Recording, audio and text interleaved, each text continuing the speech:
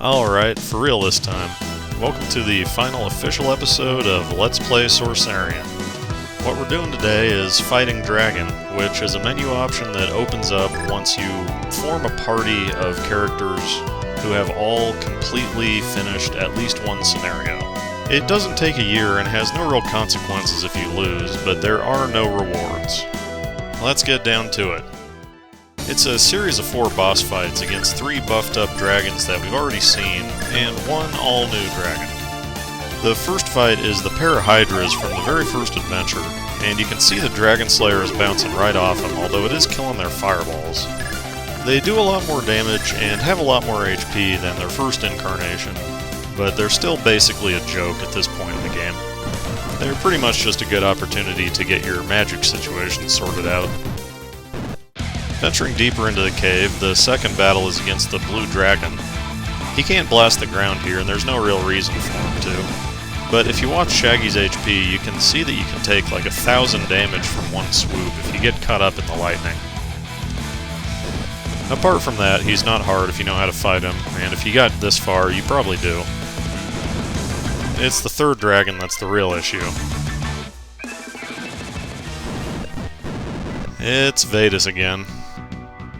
The problem with Vedas is you take a fight that takes like 10 minutes to begin with, where you have to spend the whole time up in the boss's body, and you just make him do a ton of damage. It can be a really time-consuming battle here. There is one saving grace though. Vedas can't actually go past this pillar here, so if you need to, you can wait over here and recover. Unfortunately, Mad Mardigan wasn't allowed to come along because he did sit out one adventure in Scenario 3. The Infinite Healing Sword is pretty indispensable if you're gonna brute force this the way I started out trying to.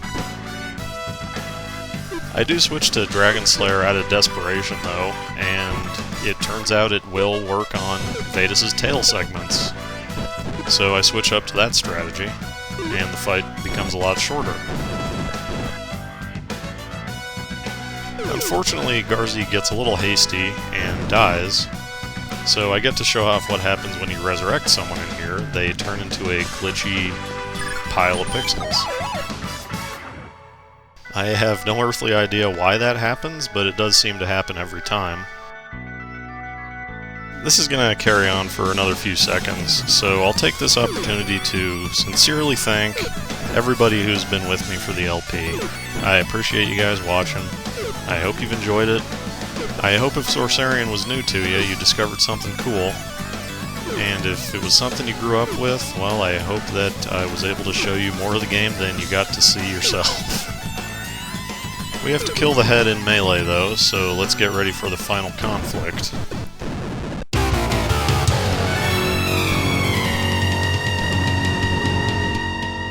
It's the King Dragon, the real final boss of Sorcerian. He spews a lot of fire and does a lot of damage, so it can be pretty intimidating to close distance with him, but you're gonna have to if you're gonna win the game. Once you do get up there though, he's not so bad. It turns out there's kind of a safe spot right underneath his chin, and that's pretty much the best place to kill him from. You can only hit him when his head is lowered, and you're gonna end up taking a little damage from contacting his body, but as long as you stay on top of healing, he'll die in just a few seconds.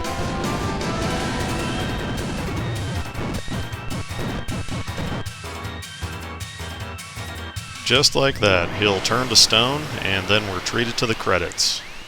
Which, truth be told, is kind of a garbagey reward, because you can see him anyway if you leave the game sitting when you start it up. Anyway, for the credits, Ken Williams founded Sierra along with his wife Roberta, and Masayuki Kato founded Falcom.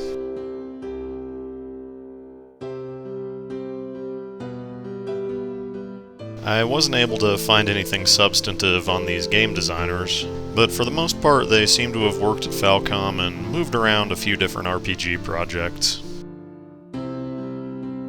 Ayano Koshiro there with the weird strikeout font is actually Yuzo's sister, and they worked together several more times under the Koshiro family company Ancient, which was founded by their mother.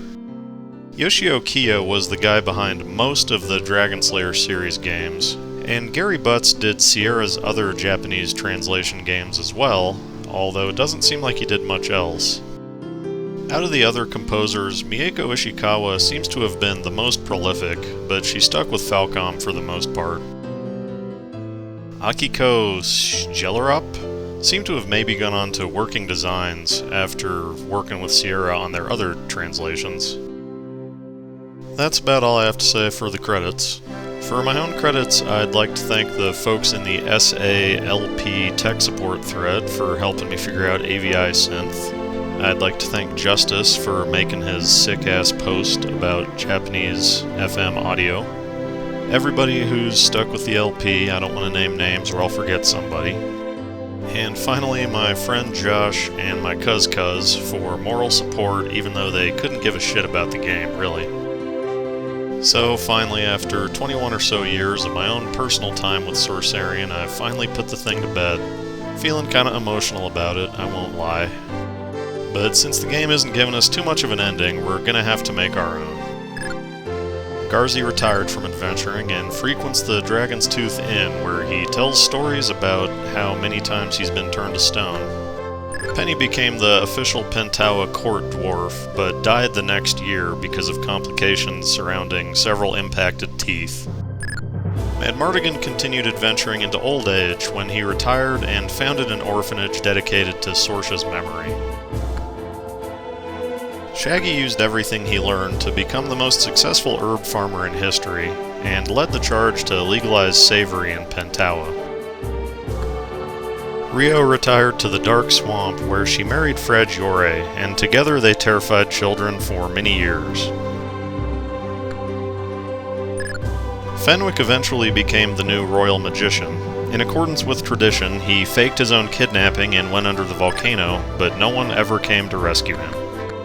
Nay ended up not doing anything because I decided I didn't want to use her, so never mind. It's time to bid farewell to these brave souls who deserve a rest. Let's have one last look back at our adventures together.